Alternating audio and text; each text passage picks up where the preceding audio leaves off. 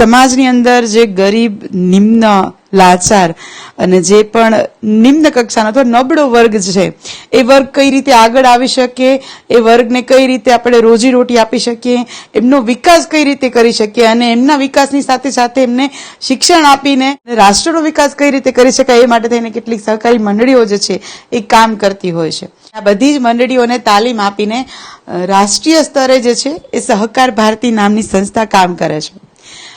આ સહકાર ભારતી સંસ્થા દ્વારા 15 અને 16 ડિસેમ્બરના તેલંગાણાની અંદર એક તૃતીય રાષ્ટ્રીય અધિવેશન જે યોજવામાં આવ્યું હતું. રાષ્ટ્રીય અધિવેશનની અંદર ગુજરાત અને ગુજરાતમાંથી એકમાત્ર આપણા દ્વારકાનું જે છે ઓસડ સંગઠન કે જે ઓખા મંડળની મહિલાઓ માટે કામ કરે છે એ સંસ્થા છે એવોર્ડથી નવાજવામાં આવી.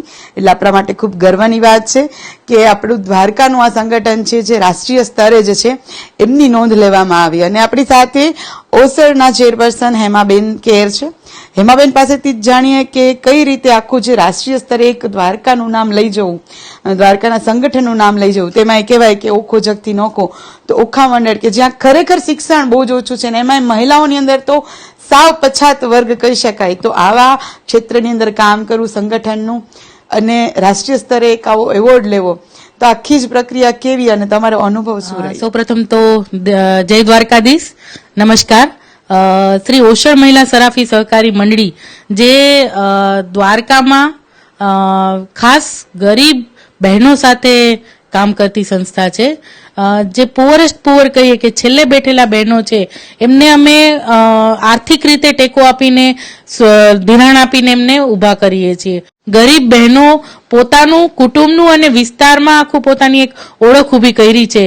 જે માટે હમણાં જ તારીખ 15-16 ના રોજ કુલ 22 જેટલા રાજ્યોમાંથી 3,500 મહિલાઓ એ વિસ્તારના અલગ અલગ રાજ્યોમાંથી આવેલા હતા અને એમાં ખાસ 7 રાજ્યોની સક્સેસ સ્ટોરી પસંદ કરવામાં આવી કે જેમણે પોતાના વિસ્તારમાં કંઈક અલાયદું કામ કર્યું છે. એમને સન્માન આપીને એવોર્ડથી નવાજવામાં આવ્યું. તે માટે અમને સહકાર ભારતીએ તારીખ 15ના શ્રી ઓસડ મહિલા સરાફી સહકારી મંડળીને સન્માન એવોર્ડ આપીને કરવામાં આવેલું હતું. સહકાર ભારતીના આ તૃતીય મહિલા અધિવેશનમાં અમે પ્રથમ વખત જ અમારા વિસ્તારના 9 મહિલાઓ અમે ત્યાં ગયા હતા. જેમાં અમારો જે અનુભવ કહીએ તો કે પ્રથમ વખત જ એક આખું મેળાવડો જેવું હતું અને બહેનોને જે અલગ અલગ વિસ્તારમાં જે કામ કરી રહ્યા છે એમના પોતાના અનુભવની વાત કરવાનો મોકો મળ્યો. અને એ અંતર્ગત અમારા માટે બહુ ખુશીની વાત છે કે પ્રથમ વખત જ અમને આ અનુભવ રહ્યો અને ગુજરાતમાંથી ઓસડ મહિલા સરાફી સહકારી મંડળીને પસંદ કરવામાં આવી. જેમાં દિલ્હીથી સહકાર ભારતીની ટીમ 1 મહિના પહેલા અમારી વિઝિટ માટે, મુલાકાત માટે આવેલા હતા અને ગુજરાતમાંથી પણ સહકાર ભારતીના સભ્યો અમારી મુલાકાત લીધી હતી ને સંસ્થા જે કામ કરી રહી છે એમનું આખું એ લોકોએ મુલાકાત લઈ ને નિરીક્ષણ કર્યું હતું.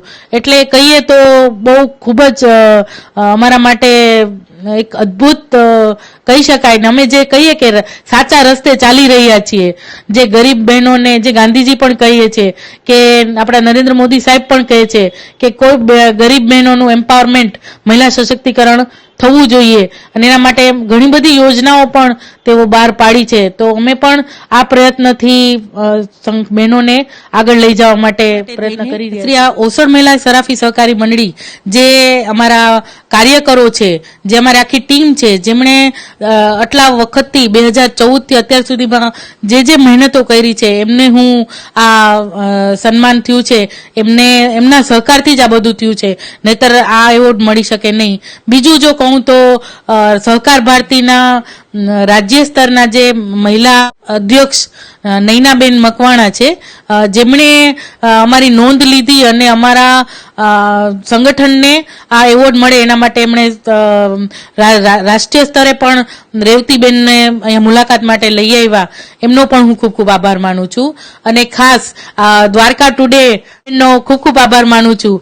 મળ્યો કે આ સ્ટોરી ખરેખર લોકો સુધી પહોંચાડવાની જરૂર છે કે કેમ પુઅરેસ્ટ પુઅર લોકો સાથે કામ કરીને એમની એક આગવી ઓળખ ઊભી કરી છે અને તે માટે હું એમનો પણ આભાર માનું છું. Thank you. મારું નામ ચાંદપા લખમા છે. શ્રી ઓસડ મહિલા સરાફી સહકારી મંડળીમાં હું મેનેજિંગ ડિરેક્ટર છું અને સરાફી મંડળીમાં શેર હોલ્ડર છે 2600 અને અમે અત્યારે 2015 થી કરીને અત્યાર સુધીમાં અમે બહેનોને ધિરાણ આપેલ છે 17 થી 18 કરોડ જેટલું અને અમે કુલ બહેનોને ધિરાણ આપેલ છે તેવા અમારા બહેનો છે 4000 જેટલા અને અમારું થાપણ પણ છે અત્યારે તેમાં 17 થી 18 કરોડ જેટલું અમારે એફડી પણ મૂકેલ છે બહેનોની જે એસએજી ગ્રુપમાં આવી બહેનો થાપણ મૂકી શકે છે અમે બેંક કરતા પણ 1% વધારે અમે વ્યાજ આપીએ છીએ 8% તરીકે જે પ્રથમ જે બહેનો લોન લે છે એને અમે 30,000 આપીએ છીએ અને છેલ્લામાં છેલ્લું અમે 2 લાખ ધિરાણ આપીએ છીએ અને 30,000 જે ધિરાણ આપીએ છીએ પહેલા 5,000 થાપણ મૂકવી જોઈએ સરાફી મંડળીએ 2 બેંકો પાસેથી ધિરાણ પણ લીધેલ હતું બેંક ઓફ ઇન્ડિયા અને સૌરાષ્ટ્ર ગ્રામીણ બેંક પાસેથી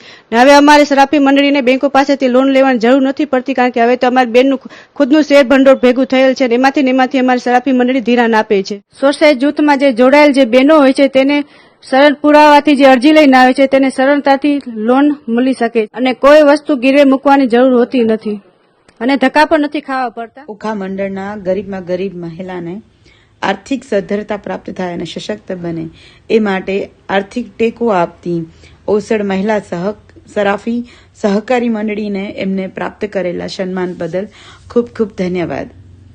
દ્વારકાથી આવી જ માહિતીઓ માટે થઈને like, comment and share Dwarka today.